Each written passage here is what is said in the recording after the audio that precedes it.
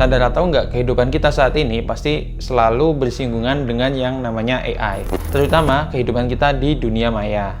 Mulai dari nugas pakai ChatGPT, nonton video short kontennya AI, atau bahkan curhat dengan AI. Apakah internet yang sebelumnya adalah tempat untuk manusia bersosialisasi, justru malah tidak diisi oleh manusia itu sendiri? Langsung aja kita bahas The Dead Internet Teori.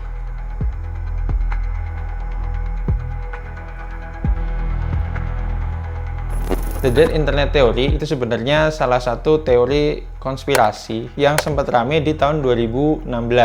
Yang mana di dalam teori itu menjelaskan bahwa kebanyakan konten yang diproduksi dan disebarkan di internet adalah konten yang dibuat oleh bot. Dan karena kontennya dibuat oleh AI, maka menurut teori ini, konten tersebut adalah konten yang memiliki tujuan penggiringan opini publik oleh si pembuat AI. Hal ini juga mulai gue sadarin ketika akhir-akhir ini mengakses salah satu aplikasi yaitu Pinterest, yang mana 7 dari 10 gambar yang gue temuin di situ adalah gambar-gambar yang diproduksi oleh AI. Padahal sebenarnya Pinterest sendiri itu kan untuk pekerja kreatif adalah salah satu tempat untuk mencari inspirasi. Karena sebelumnya mayoritas konten-konten yang diproduksi di Pinterest adalah konten dari hasil pola pikir manusia yang saat ini justru malah diisi oleh konten-konten dari AI. Terutama konten-konten yang dibuat oleh image generator seperti DALL-E atau ya yang lainnya lah. Dan hal itu nggak berhenti di Pinterest aja. Ternyata juga seringlah kita temuin di YouTube ataupun di Instagram atau TikTok yang itu konten yang sepenuhnya dibuat oleh AI. Ya walaupun di situ sebelumnya ada konten kreator yang mengarahkan AI tersebut untuk membuat konten, mulai dari scripting, lalu menggenerate gambarnya, lalu menggenerate suaranya, bahkan ada background musiknya juga, itu yang secara keseluruhan dibuat oleh AI. Sebenarnya sah-sah aja untuk bikin sebuah konten yang full dengan AI, selama konten yang diproduksi adalah konten yang mengarahkan ke hal-hal yang bernilai positif, seperti itu, memberitahukan fakta-fakta unik di dunia ataupun ya hal-hal lain lah. Tapi gimana kalau si pengguna AI tersebut adalah orang yang memiliki agenda untuk membuat penggiringan opini publik kepada suatu tokoh ataupun suatu agenda yang ingin dia seriusi, yang padahal itu mungkin tidak sesuai dengan kenyataan di lapangan atau menyebarkan hoax, itu kan juga cukup berbahaya bagi generasi ke depannya, seperti itu. Hal ini juga diperparah oleh Meta yang memperbolehkan untuk membuat sebuah profil yang mana profil tersebut full dibuat oleh AI. Nah, salah satunya adalah konten kreator ini, yaitu Aitana Lopez. Secara kasat mata, mungkin kalau orang yang sudah terbiasa ngelihat gambar hasil dari generating image, itu pasti dia tahu kalau ini adalah AI. Tapi bagaimana kalau yang ngelihat ini adalah orang tua ataupun anak-anak yang di bawah umur, yang secara mereka masih kurang dalam informasi mengenai AI ini sendiri. Dan kita bisa melihat sendiri di setiap konten dari akun Aitana Lopez ini, sebenarnya akun ini memiliki interaksi yang cukup baik dengan para followersnya. Yang sebenarnya followersnya itu mungkin ada sebagiannya manusia dan sebagian lagi ada AI lain yang memiliki kesamaan seperti Aitana ini. Dan fun fact-nya, Aitana ini juga memiliki akun OnlyFans, yang mana akun dari Aitana ini sudah menggenerate kurang lebih $10.000 di beberapa bulan pertamanya debut di OnlyFans, padahal dia bukan manusia. Dan kiamat internet ini dipercepat lagi dengan adanya perkembangan AI yang sangat signifikan. Dan perkembangan AI ini lebih bersifat eksponensial, yaitu misalnya kalau sebelumnya nilainya 1, maka di beberapa hari ke depan atau beberapa jam ke depan nilainya 2, dan beberapa jam ke depan lagi nilainya 4.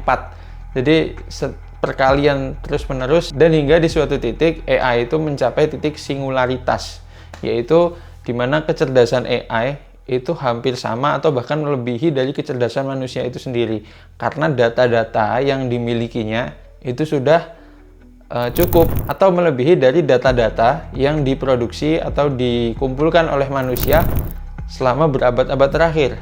Hah? Maksudnya gimana Bang singularitas? Jadi cara kerja AI adalah pertama yaitu mengumpulkan data sebanyak-banyaknya, entah itu dari internet ataupun yang diupload ke database-nya, ataupun cara-cara lain yang itu memiliki sifat pengumpulan data. Lalu setelah pengumpulan data ada namanya pemrosesan data.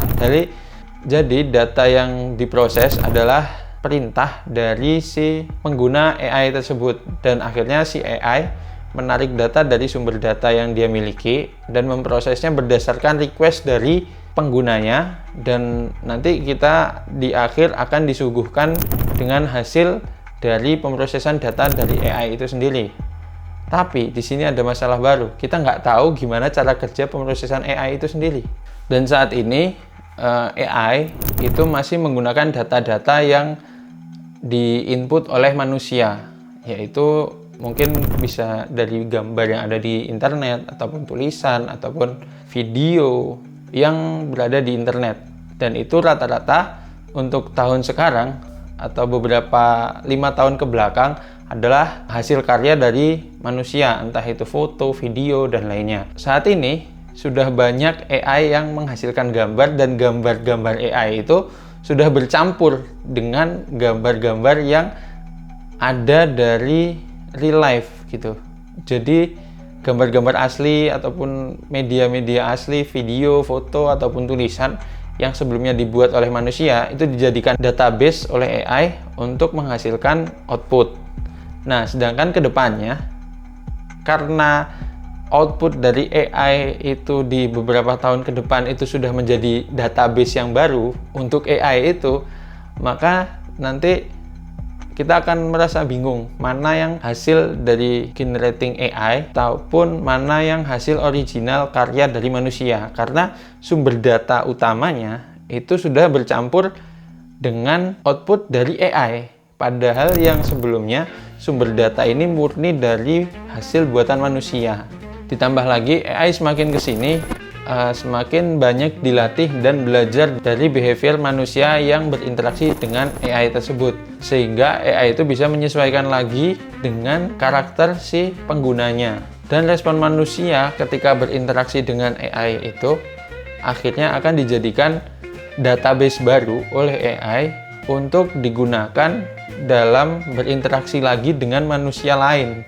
Karena sedikit banyak akan memberikan dampak kepada kita sebagai manusia ketika berinteraksi dengan sesama manusia yang lain. Salah satunya adalah fenomena curhat dengan ChatGPT. Jadi ChatGPT sekarang kan sudah upgrade, jadi dia bisa mengakses ke kamera di handphone kita untuk mempelajari bagaimana ekspresi kita ketika berbicara dengan AI itu sendiri. Nah, dari ekspresi wajah itu dijadikan database lagi oleh AI untuk bagaimana dia harus berinteraksi dengan manusia.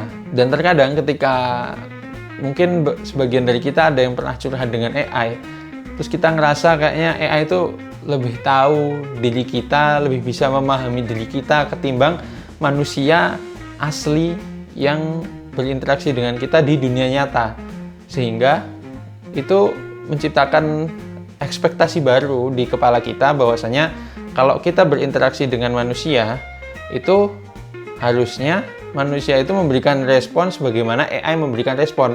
Sedangkan ketika kita berinteraksi dengan AI, khususnya ChatGPT, itu saja kita bisa request kepada ChatGPT untuk bagaimana dia memberikan respon kepada kita berdasarkan apa yang kita minta gitu. Misalnya kita minta ChatGPT, berikanlah saya respon sebagaimana kamu wanita yang sedang jatuh cinta kepada saya. Itu dia bisa memposisikan diri sebagaimana manusia, sebagaimana wanita yang lagi suka sama cowok gitu, suka sama orang yang diajak interaksi. Sedangkan di dunia nyata kita kan nggak bisa menyuruh orang lain untuk berinteraksi sebagaimana yang kita mau gitu. Kita kan nggak bisa ngatur respon orang kepada apa yang kita sampaikan kepada mereka. Dan hal itulah yang membuat manusia jadi kayak lebih punya ekspektasi baru mungkin bagaimana dia harusnya berinteraksi dengan manusia lain gitu. Nah, untuk menjaga kewarasan seenggaknya kita minimal harusnya punya tindakan preventif untuk diri sendiri. Itu terkadang untuk mengambil waktu untuk berinteraksi dengan sesama manusia secara langsung, mengurangi konsumsi konten-konten yang dihasilkan oleh AI, dan tetap terhubung dengan dunia luar. Oke, sampai jumpa di video selanjutnya.